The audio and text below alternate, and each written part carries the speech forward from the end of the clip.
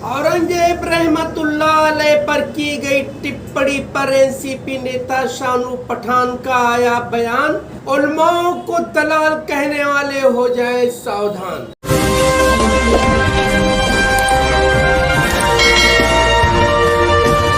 मैं सुल्तान रिजवी और आप देख रहे हैं डीडीएस टीवी न्यूज। दर्शकों, आज कई दिनों से औरंगजेब रहमतुल्लाह अलैह पर आमदार अवार्ड द्वारा की गई टिप्पणी पर शहर में घमासान मचा है। हालांकि मुंब्रा पुलिस माहौल खराब करने वालों पर पूरी नजर रखे हुए है, फिर भी मामला जैसे थोड़ा ठंडा होता है, कोई न कोई अपनी राजनीति चमकाने के लिए मुफ्त में पब्लिसिटी पाने के उद्देश्य से मीडिया वालों को बुलाकर डींग डांग कर रहे हैं। वहीं एनसीपी नेता शानू पठान ने बड़ी बेबाकी से मीडिया से रूबरू होते हुए क्या कहा है, आप सुनिए।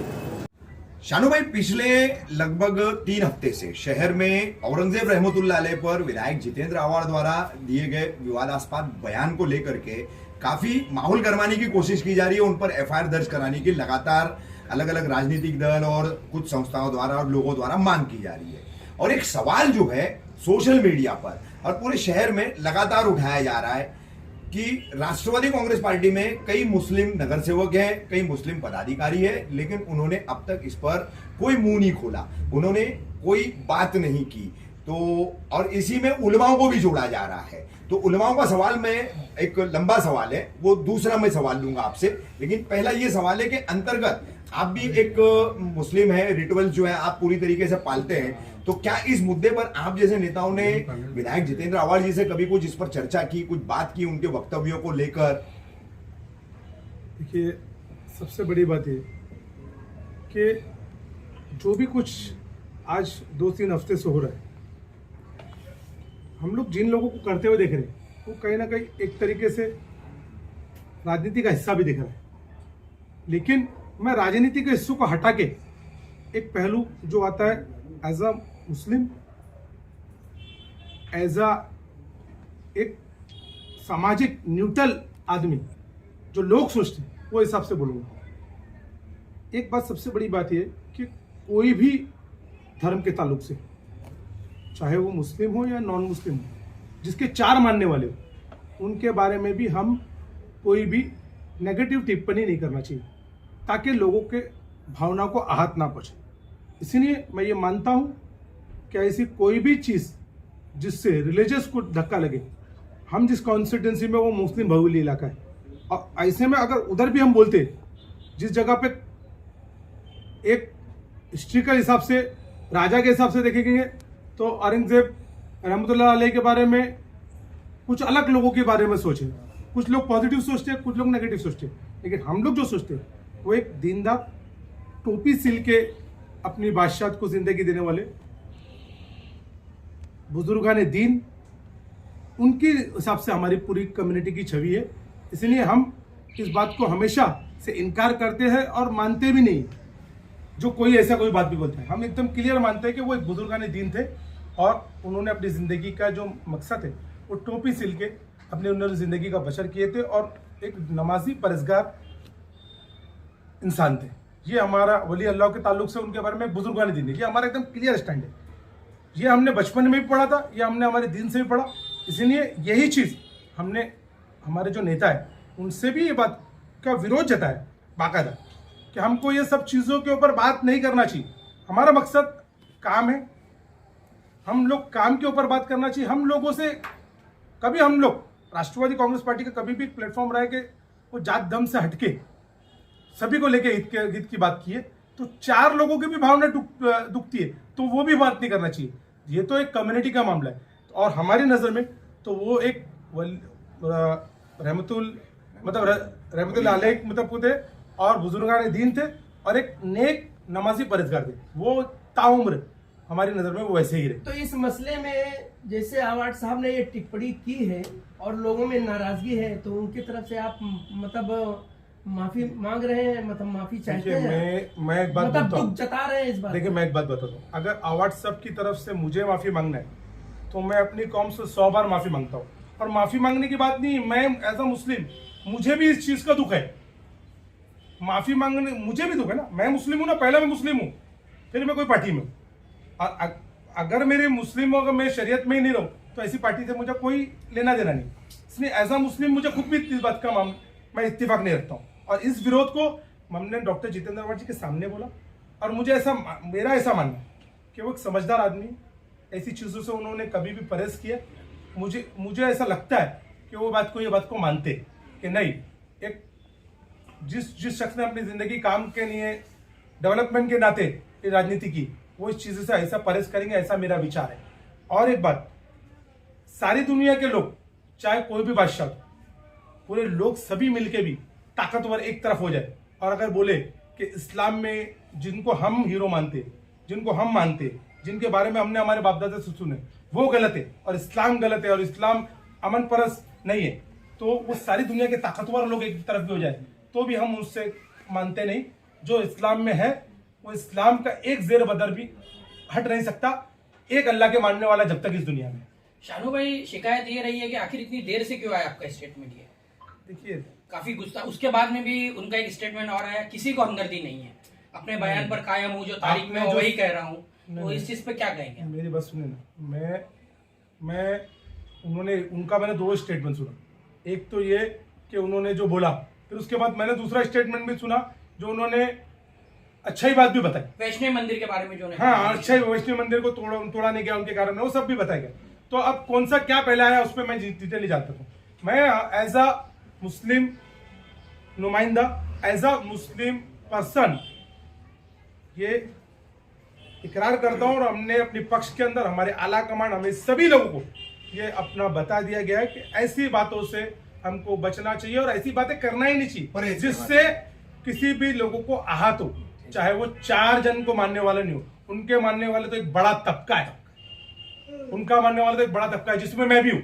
मैं भी ऐसा मानता हूँ। अभी इसी मुद्दे को लेकर के कुछ वीडियो भी एक वायरल हुआ है, कुछ राजनीतिक दल के पदाधिकारी है, उलमाओं को लेकर के टारगेट किया जा रहा है और उलमाओं को दलाल तक बोला जा रहा है।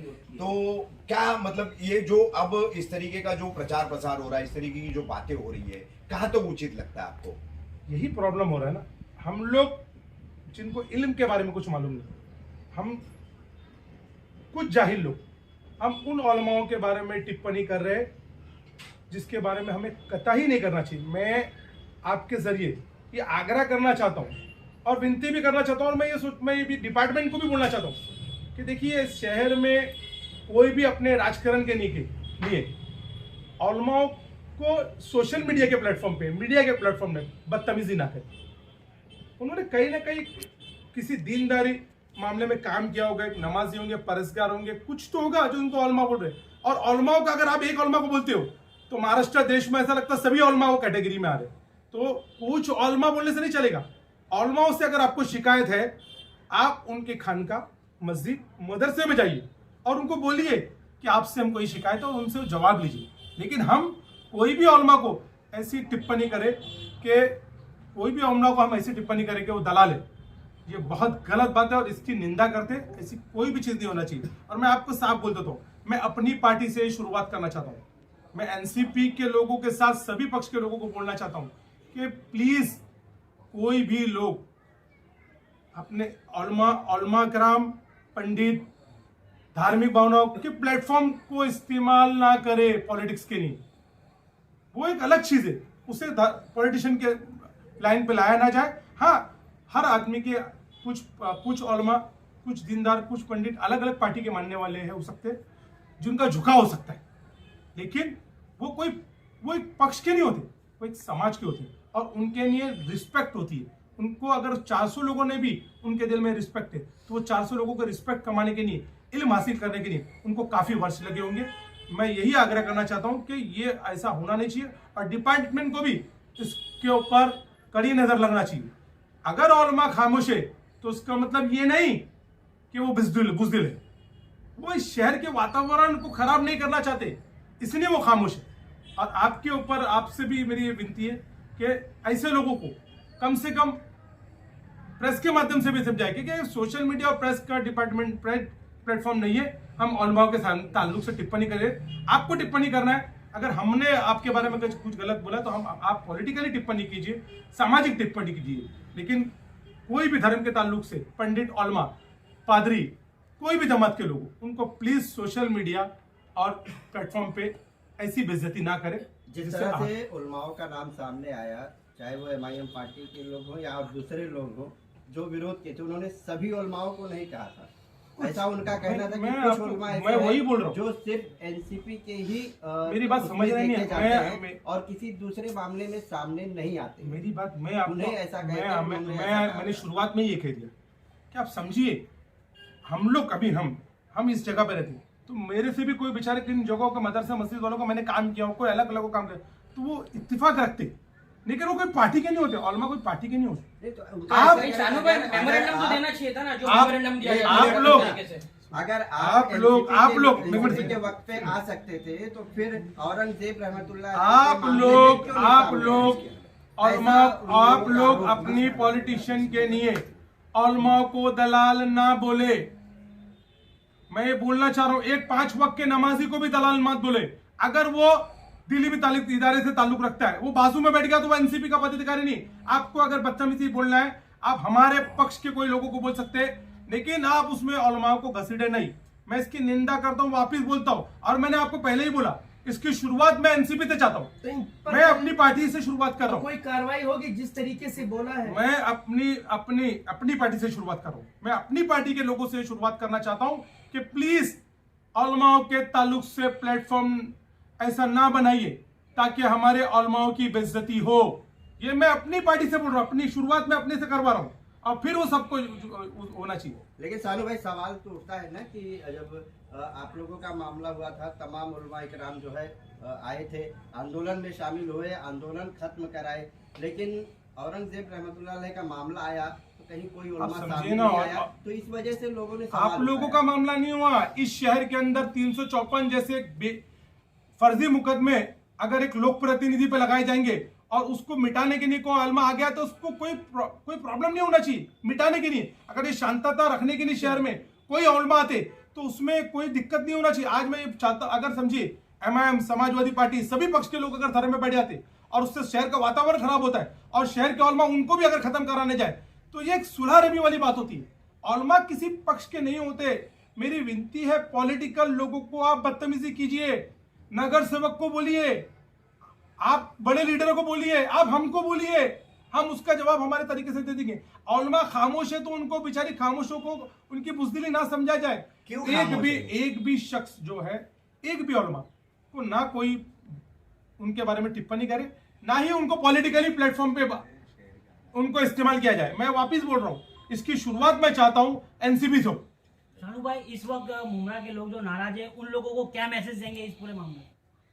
देखिए, मुमरा के लोग नाराज है, मैंने यही नाराजगी हमने हमारे पार्टी के बड़े लीडर व्हाट्सएप तक भी पहुंचा दी, और एक समझदार लीडर है, वो 354 दाखिल होने के बाद वो आहत है, कहीं ना कहीं वो थोड़े से दुखी है, और ऐसी उस मामले को लेके मुझे ऐसा लगता है, इसलिए उनके 2 स्टेटमेंट मैंने देखा, 2 स्टेटमेंट देखा, दोनों स्टेटमेंट देखा। कौन सा स्टेटमेंट पहले आया और बाद में आया इसकी पड़ताल मैंने नहीं किया, लेकिन मैंने दोनों स्टेटमेंट उनके सुना और लोगों ने भी सुने। हम लोग ये बात इकरार करते हैं कि ऐसी बातों पे कोई भी पार्टी को बोलना नहीं चाहिए। आप इस्लामिक स्कॉलर नहीं हो तो आप इस्लामिक ताल्लुक से कोई भी बात ना करें।